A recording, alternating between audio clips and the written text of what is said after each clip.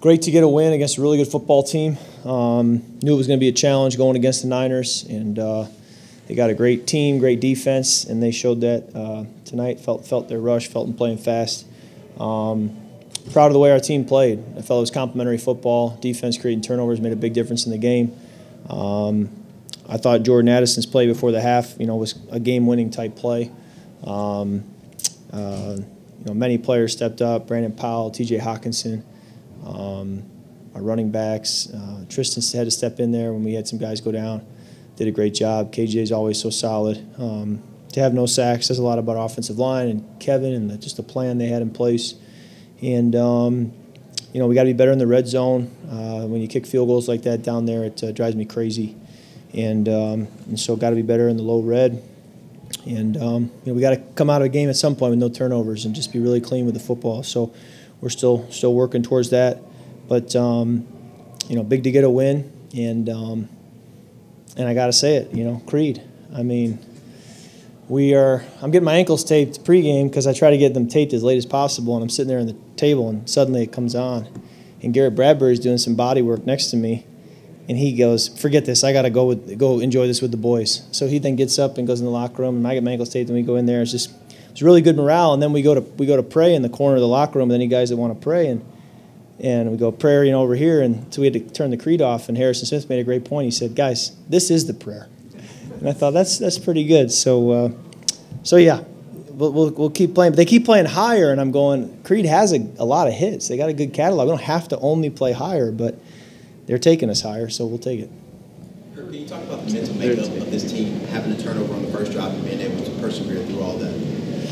Yeah, this game's going to punch you in the gut, and you're going to have things that don't go your way, and that turnover was tough, and you have to just play through it, play through the smoke, as my college coach used to say. So, we were able to do that tonight, and clearly the way Jordan responded, he had a couple tough catches in traffic, the one that very easily could have been an interception, the other one the safety was driving. You could tell he made a decision that that's not happening again, and it reflected in the way he played. Take us through the touchdown. What did you see? Yeah, they bring a blitz there, and they were kind of zeroed out in the back end, and I had to throw it earlier than I wanted to, and I didn't really know where to lead him, and so I was like, I don't want to overlead him, and then what I did was I underled him, and so you allow the DB then to undercut it, and I thought it was getting picked, and Jordan, I still don't quite know, I haven't seen it in slow motion, I still don't know how Jordan came away with it, and then because they were kind of zeroed out, once he pulls away, there's nobody left, so a big time play by him. There's some stat about how that a team hasn't used a zero blitz in that situation in like 3 years, and obviously you guys have a check for that if it happens. But did it strike you as pretty unusual to see that in that particular situation? I think we got zeroed late in the game against the Chiefs as well, back to back. I mean, it happens, and I think you prepare and you play knowing that at any time defenses can bring a lot of looks, and the minute you start to think that something's not coming, that's when you can get hurt. So it's you're just kind of aware for anything, anytime. What does a win like this do for the morale of the team? Yeah, obviously there's a great feeling in the locker room right now, and we've got a short week, and we go on the road in the division, and so they don't get easier from here. You just we talk about trying to go 1-0 each week and win or lose. You kind of compartmentalize it, put it away, and go to the next one, and that's what we'll do. But we got to show we're a mature football team that after this can get right back to work and get the next one. Did you get a feeling from the offensive line, like playing against this front meant a little more to them to have the kind of performance they did? I thought they did a great job protecting all night. Again, a lot of pass attempts. It's not like we threw the ball 20 times, So they handle a lot, and it's a unit that's played together for a while. They played with me for a while, and so at times that really helps, I think, to have 3 or 4 of the guys in there where you feel like, hey, we've been here before together, and they kind of can finish my sentences and finish my thoughts before I even do myself. So I think that helps at times. Kevin was saying that the message you had for the offense on Yeah. Friday was particularly Yeah. resonant. Just what kind of was important to you to relay to them going into this one? Yeah, I just this offseason felt like we needed to play our best games against the best defenses as an offense, and you measure yourself against the best, and when the schedule came out in May, I just looked at Philly, looked at San Fran, and a couple others up ahead where you say, I know in May that these are going to be some of the best defenses we'll play. That's got to be our best football. And I just challenged them and just said, understand, here it is. Like this is a challenging group that we got to be our best, and not just our best at the big picture of winning, but our best in how we run motions, how we handle snap counts, how we prepare the details. We got to be our absolute best, and just try to challenge them from that standpoint. And I felt like everybody was up for the challenge. Maybe a ridiculous one, but do you always wear the wristband, or was that? It's a good question, Alec. Plays are getting long, play calls, and just a few weeks ago, I had been calling these long plays for a while now, and you saw the Netflix deal. I'm in the car trying to remember. And I thought, at some point, let's just get a wristband because it's getting crazy. So there's a lot of football in that wristband. Kirk Jordan is not the biggest guy, but it seemed like he had a lot of physicality and playing. Yeah. What do you see him kind of being able to use what he has and not just be a little guy but play tough? Yeah, no, he's only 7 games into his pro career, so I told him after the game, I said, hey, your play it before the half won the game, and then there's probably 2 more plays out there we can connect on for touchdowns too, so it's exciting though to see his potential and the playmaker that he is, and there's a lot of things about his ability that you can't teach and that we're fortunate to have, and Keenan will keep working with him, I'll keep working with him, and I think that he has the potential to be a very good receiver in this league. Surprised by his suddenness? By Jordan's suddenness? I don't know. I guess you'd have to ask them, but he certainly is a really talented player.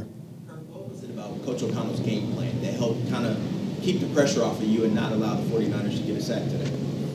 Yeah, I think Kevin was very aware of their rush, and so the way he called the game was, factoring that in, and I thought he and then the execution of it by our line and our tight ends and our running backs blocking, gave us the time we needed to throw, because not everything was quick hitters. There were some longer developing plays, so it's kind of the marriage of the coaches and the scheme and then the players and the execution.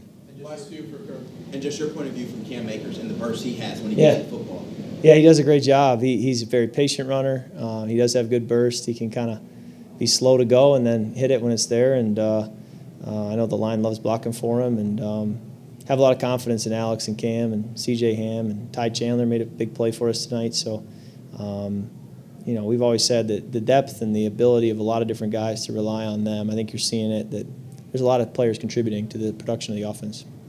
TJ, how encouraging is it to have this type of performance offensively, maybe the rhythm that you guys had against that type of defense? Yeah, it was a positive night, but the way I'm wired, I'm thinking about the 2 red zone possessions we didn't score touchdowns. So, and you also know the difference between walking away with a win tonight and then sitting here and you lost. It isn't much. And so you try not to get too low in the losses when you realize how close you were to a win, and you try not to get too up in the wins. I think it's more just try to get that win, and then regardless, put it away and go to the next one and try to fix whatever isn't good enough, win or lose. And so that's what we'll do. But there's no doubt I'm going to be driving home with Cooper, and we'll be in a much better mood than we were against the Chiefs 2 weeks ago. So. Connected with TJ 11 times, but I think 9 different teammates caught at least one pass from him. I mean, Tristan Jackson's first catch had a key moment to get. It was a key moment. Just ability to keep moving on when guys are going out. Yeah, I've always just viewed it as being a point guard and distributing, and whoever the other players are out there, I'll just be the distributor. And that's kind of the way I've always played going back to high school. So I've been fortunate to play with a lot of talented, skilled players through my years, and I'll keep doing that. But really, it's just my thought is I'm the point guard distributing to whoever it may be, and then Kevin's kind of the coach drawing it up, and I just got to go execute it. Is there any play among the 2 series down by the goal line that maybe stands out to you as you look back at it? For sure. Fred Warner tips the one, I think, is a touchdown. If he doesn't tip it, I told him that after the game. I have to go back and watch the one to Alex, but just wanted to put that right on his inside shoulder before the corner could get it, and thought we had a chance there, but I'll have to go watch it. And then the one to Jordan Addison on a little corner route, I drove it to his outside shoulder thinking that was a safe place to put it, but I wish I just stopped him with the ball. The corner was climbing, the safety was inside out. Gave the safety a little too much credit that he was going to get there when really he probably wasn't. And I think we can get score right there if I just put it on him. And there even, I think, was one more, but the sneak didn't really get us much there, and then the penalty hurt, and so there were a few plays there. Alrighty, thanks guys.